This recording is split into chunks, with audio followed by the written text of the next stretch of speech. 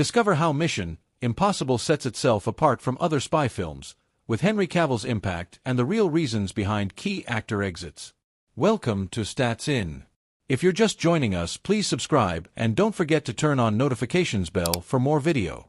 In Mission: Impossible Fallout, Henry Cavill's character, August Walker, added an alarming presence while challenging Ethan Hunt physically and mentally. He is a big reason why the movie stood out, creating a dynamic relationship between the characters. His performance was also widely praised by the critics, providing a fresh narrative to the storyline. The Mission: Impossible franchise, led by the legendary and fan-favorite Tom Cruise, has been celebrated for its high-power action and complex plots to date. However, recent criticisms, like those of the James Bond series, seem misplaced, especially when actors like Henry Cavill play a part in them. Cavill's portrayal of August Walker in Mission: Impossible Fallout brought strength while distinguishing it from other spy thrillers. As we dig deeper, we see that the departures of key actors, Rebecca Ferguson and Jeremy Renner, were often due to personal choices. Understanding these decisions might provide insight into this dynamic, long-running franchise and the challenges that come with it for the actors and the series itself. The Mission: Impossible movie traditionally had grueling schedules. Actor Dougray Scott missed out on portraying Wolverine in the first X-Men movie due to scheduling conflicts and a motorbike accident in Mission: Impossible 2. Academy Award winner Anthony Hopkins, who portrayed the role of Mission Commander Swanbeck, appeared briefly in the same movie but did not return for subsequent films.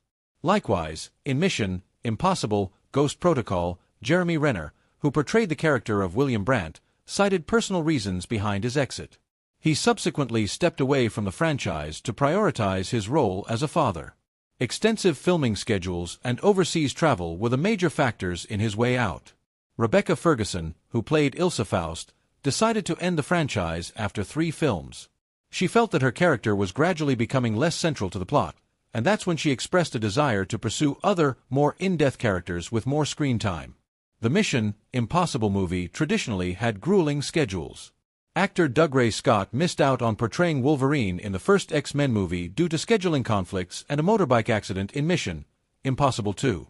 Academy Award winner Anthony Hopkins, who portrayed the role of Mission Commander Swanbeck, appeared briefly in the same movie but did not return for subsequent films. Actresses like Scarlett Johansson were considered for roles in the franchise but declined the offer due to other work commitments. In addition, Carrie-Anne Moss was originally to appear in Mission: Impossible 3 but departed due to its extended development phase, which also saw multiple changes in the directors and script. Tom Cruise's enthusiasm, commitment to performing his own stunts, and loyalty to the franchise make him a fan favorite. His involvement ensures a consistent vision across the series and maintains the franchise's high standards. These departures, each shaped by either personal or creative situations, together show that even a powerhouse franchise like Mission: Impossible had to see the exit of such talented actresses. The franchise's ability to evolve with fresh characters, a gripping storyline, and captivating performances has been the reason for its long-running and attention-grabbing must-watch status. Actors like Henry Cavill have injected new energy that sets the series apart from other spy thrillers. Although the actors have left, their significant contributions have made the franchise successful to date. As the series moves forward, fans can look forward to more surprises and high stakes that keep the Mission: Impossible legacy alive and fresh. Mission: Impossible: The Final Reckoning is currently running in movie theaters in the USA. So here's to Henry Cavill and Christopher McQuarrie. And here's to Man of Steel 2, the cinematic phoenix that never took flight. Welcome to Stats In. If you're just joining us, please subscribe and don't forget to turn on notifications bell for more video. When Christopher McQuarrie pitched Man of Steel 2, he didn't bring a generic playbook. He brought fire. He brought form. And he brought ****ing feelings. Asked by Josh Horowitz about his vision, McQuarrie smirked like a man guarding the nuclear codes and said, "You got the touch. You got the power. Yeah." Stan Bush's 1986 cult classic from the Transformers blared in our head when we first heard about what could have been Christopher McQuarrie, Henry Cavill, Superman, and yes, Green Lantern. We mean, come on. That's like Zeus offering you a thunderbolt and then deciding, nah, maybe not. So, we're talking about a sequel that had spine, soul, and a soaring sense of direction until the studio pulled the brakes like a bat out of bureaucratic hell. Imagine McQuarrie teaming up again with Cavill. They didn't just want to make a Man of Steel 2, They wanted to make a whole damn event. But now, it's all whispers and what-ifs. In 5 minutes, you'd understand everything Superman feared and why he made the choices he did. McQuarrie added. It was a setup, after which you knew exactly what makes Superman tick and exactly what Superman was most afraid of and why Superman made the choices he made. It would have been epic. The scale of the movie would have been absolutely extraordinary. And if you've seen how he orchestrated chaos in Mission Impossible Fallout, you know this director doesn't say epic lightly. I'll never tell, but boy was it F*****ing good. It was F*****ing good. The opening sequence? Think Pixar's Up, but replace the balloons with a red cape. Wordless. Emotional. Layered. The power is...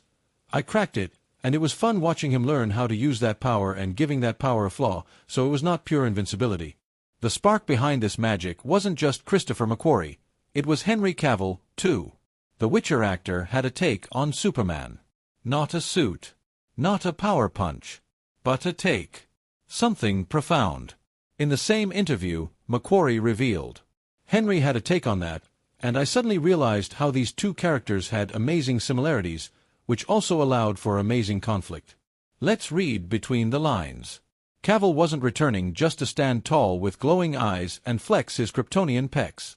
He was diving deep, exploring Clark Kent's psyche, juxtaposing it with Green Lantern's limitations. And then came the ring. The trickiest part of the DCU to adapt without turning it into a CGI snoozefest. Green Lantern is a tough one, McQuarrie admitted. But I cracked it. His solution. Focus on the flaw. The power wasn't infinite.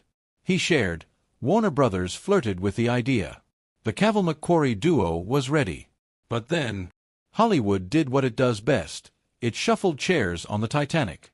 McQuarrie's pitch ended up collecting digital dust. Would it have been better than what's coming? No one can say. But damn it, it would have mattered. They say the graveyard is the richest place on Earth, buried with unwritten novels, unpainted canvases, and unmade movies. Add McQuarrie's Man of Steel 2 to that hallowed list. If hope is the thing with feathers, this one flew too soon.